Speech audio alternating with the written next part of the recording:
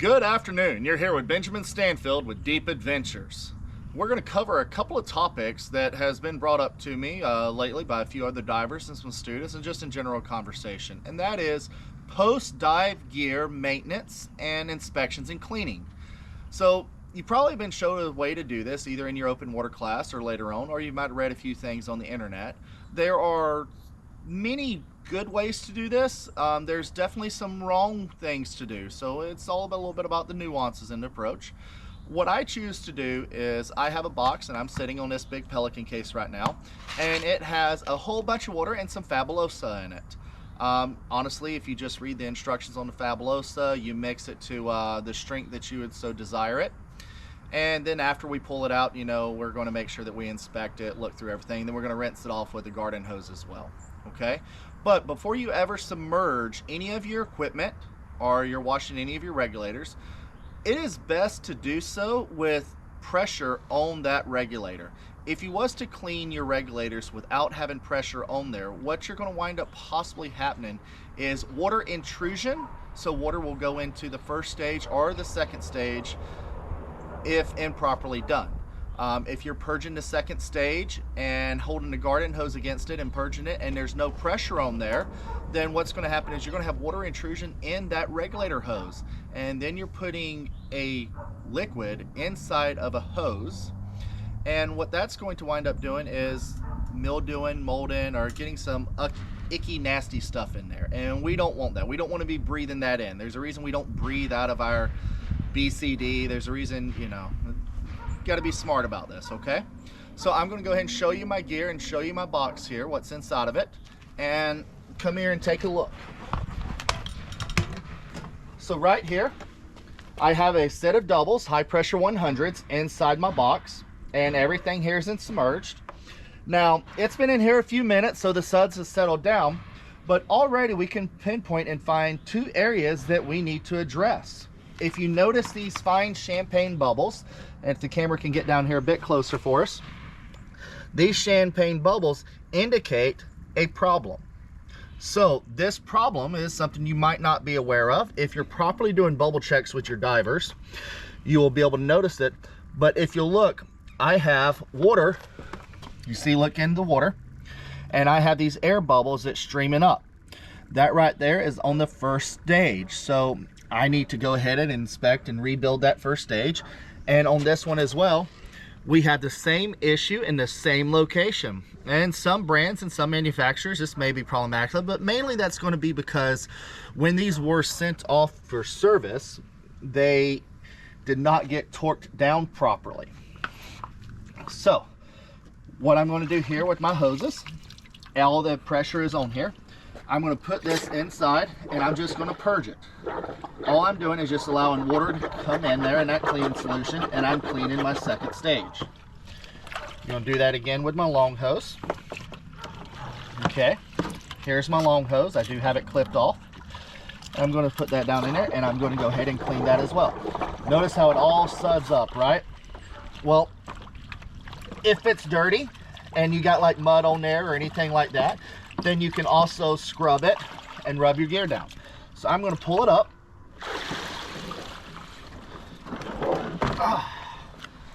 Here's my doubles. Be mindful when you're lifting up your equipment. If you have a long hose, regardless of your regulators, you do want to ensure that you're not going to sit your equipment down on it and break your regulators. That would be a bad thing. So come over here, make sure you lift properly, picking the equipment up and setting it down. Now, my equipment here, just simple, high pressure 100s on doubles. I do not have tank boots, so what I'm going to have to do is prop it up. So what I'm going to do is take my box, close my lid down, latch it, and lean my doubles up against the box.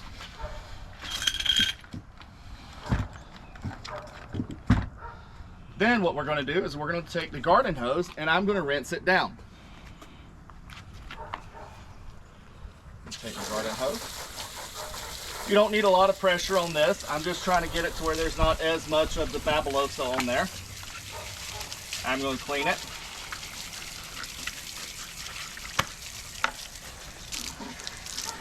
Rinsing the first stages.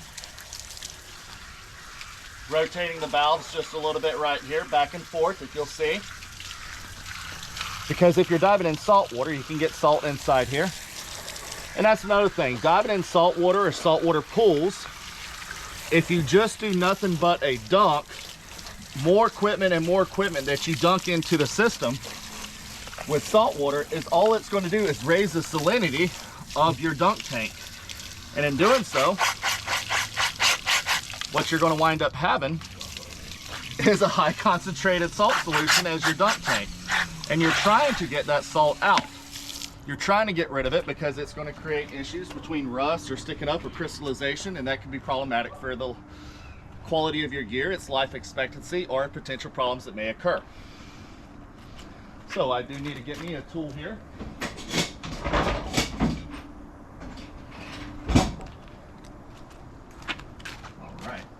So first thing I'm going to do is take my regulators off, and I'm going to sit them down here. Disconnecting my hoses, my gauges. Going to turn my cylinders off. I've already rinsed my second stages and my first stages. And I'm going to disconnect them, untangle, and I'm going to take my long hose off first. Make sure that you purge.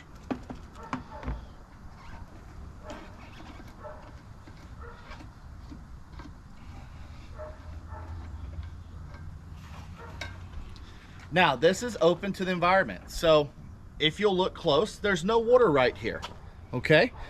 But you can take a towel, your shirt piece, wipe it there. It is not good to open your valve and blow air in here to dry it. That's not good, because what you're doing is you're actually forcing contaminants inside this orifice. And if you're a regulator technician, you can definitely understand why I'm saying that, because you've seen those regulators that has a whole bunch of stuff inside, and it's people trying to do the right thing because they want their stuff to be dry, they don't want it to be wet, they don't want it to mold or mildew, but they're actually throwing, you know, particulates inside here. And if you're in a saltwater environment, coastal or something like that, you're going to put that salt, that salinity, inside here. So let's not do that. So I'm just going to curl up my hoses, lay them right here, and address that in a minute.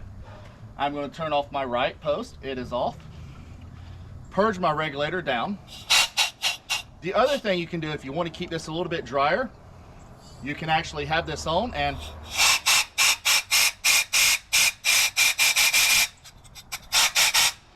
what that is doing is just drying the inside of there without you necessarily having to take it off.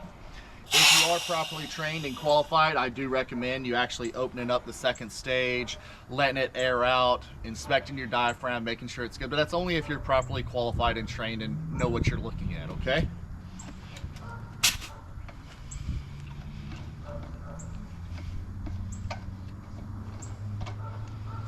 All right, so we have actually already washed these out. They're good to go, and I've rinsed them. So now my regulators are off. The next thing I need to do is pull my plate off of this rig so I can hang everything up and dry and separate it.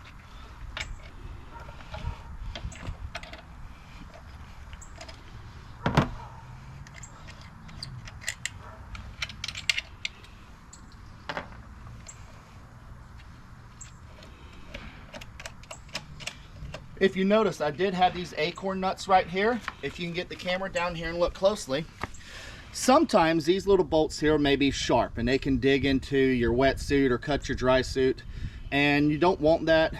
Depending on how sharp that is or how much it protrudes is whether it's a problem or not.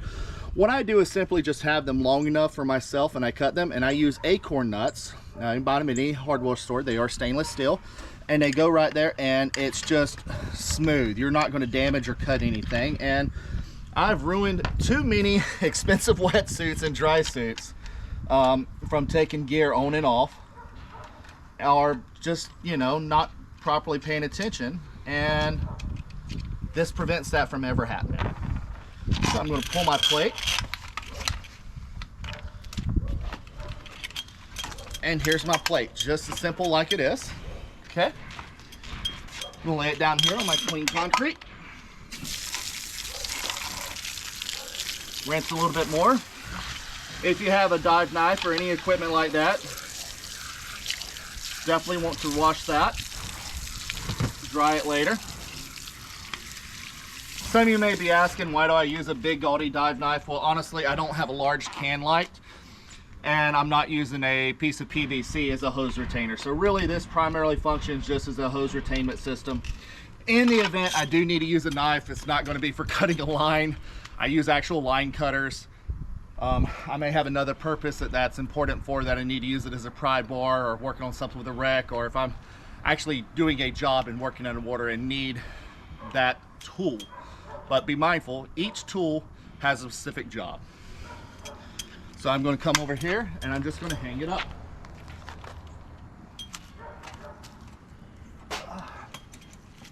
Just hung it upside down, let it drip dry. So now I'm going over here to my wing. Just a simple wing, nothing fancy.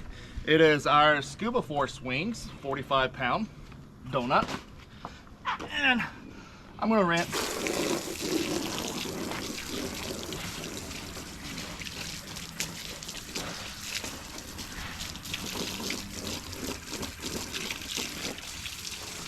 Now here's a step that a lot of people can forget, and you just got to be mindful. But these buttons, if you get salt in them, they can become sticky and can crystallize. So what I like to do is I like to just put some water in there, and I'm depressing my oral inflation button, and I'm putting water in my system.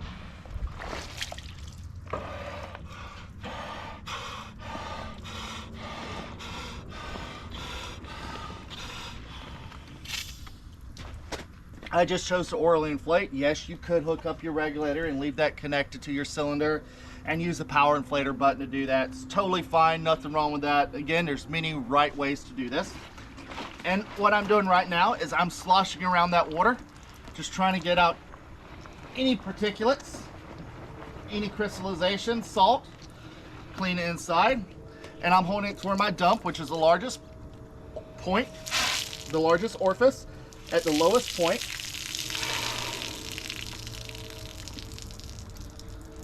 And draining that out. The other way I could do it if I wanted to, pull this off. Now make sure most places this little seal here comes glued in. So be mindful, if you lose that, your rig's not going to work right. So I honestly would suggest you do keep a couple of these in your Save a Dive kit.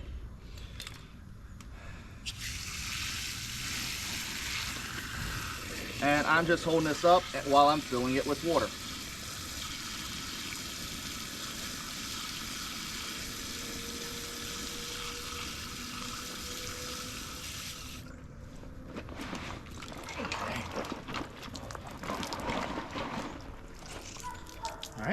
I can also reverse flow with my power inflator, and I can back flush that as well. Back flushing is good because something doesn't always clean in one direction, so I can clean that in two directions. Clean that way as well.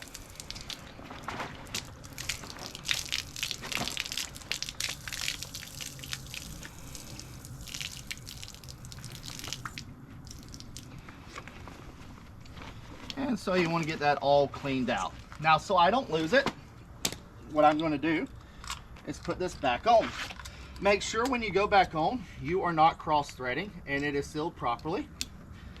Again, this should be very simple that any diver should be able to do. However, if you don't know or not been trained, you could either get some mentorship with someone that is properly trained and qualified to do so, or you can actually look at taking an equipment specialty class that would kind of go over that. So I'm going to go ahead and orally inflate this again, so there's pressure on my system, so it just dries a little better.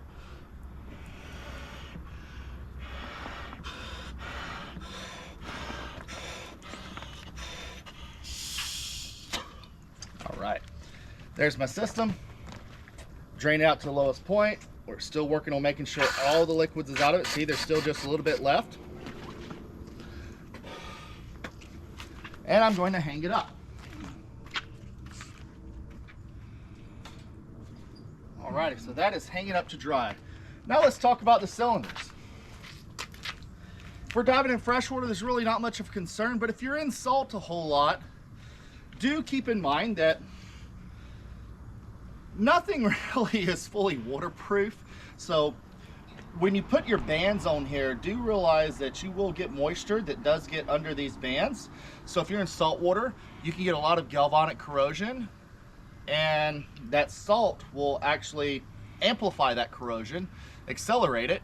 And I suggest anybody that's diving in salt regularly to just loosen up their band a little. All you gotta do is just loosen this nut right here, open up the band and rinse it together. You can choose to let it dry.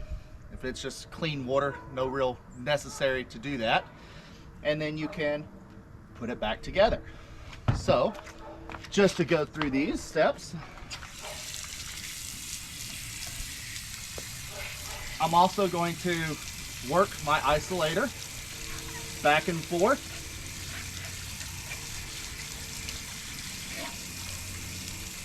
Okay, make sure we leave our isolators open. And I'm rinsing my cylinders down. All right. Now I can leave these cylinders up, I can take them someplace or whatever.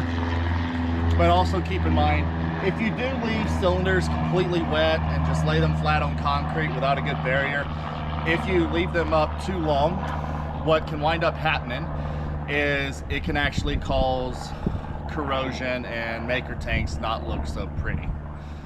Anyways, that's just my simple steps of how I clean my gear, and I look through it, checking for leaks. We already know that I have some issues that I need to fix with these first stages.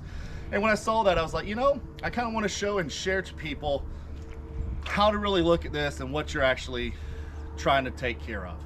So we inspect our gear before we go diving, and we also inspect our gear after we go diving.